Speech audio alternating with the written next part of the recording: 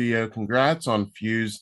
This is such a unique heist movie. It's such a fun blend of genre. What about this script when you first got it really appealed to you and made you want to be a part of it? I liked it conceptually. It's kind of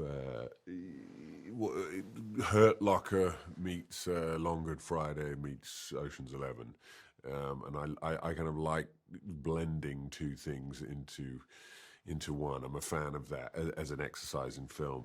Secondly, David, its work speaks for himself itself, really, like Startup and Hell or High Water. And then I kind of like the idea of a story which is completely always subverting your expectations, and you never ever know who to trust at any one time. Yeah, I was curious about that. Like, almost every heist film has some good twist to it. When you're acting in a twist-filled movie, are you just playing it straight? Are you thinking about the twist? How do you kind of approach that? Because I could see someone overthinking it, but that nuance can also make it special. So, how do you approach it? Yeah, I guess you don't. Some of that is in the edit in a way, but you need to be aware. I think is it Anthony Hopkins said this or someone else? So I'm going to misquote him, but essentially, an actor always needs to know where he's coming from and where he's going to in a scene. So you want to know those two elements fundamentally, if you know what I mean. But there's fun in the subtlety of that, should we say? Yeah, and this film has some wild twists, especially later on. What was your experience reading that script for the first time? Because this film just takes everybody on a ride. I liked it, but we did a lot of work post.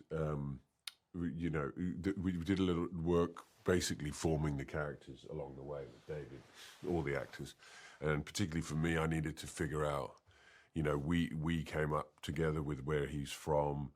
I wanted to do South African because I thought it made sense for the character. Someone who's working in essentially conflict diamonds, conflict stones.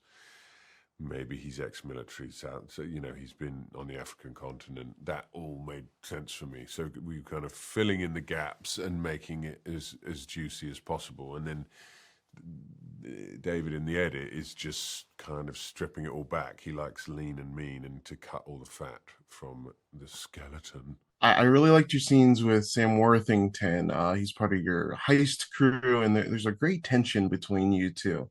What impressed you about Sam as a scene partner? He likes authenticity, and you know, he kind of gets quite into it. So you felt that he was pissed off with me, and that in turn made me pissed off with him. So I think there's a reality to it, which is kind of fun.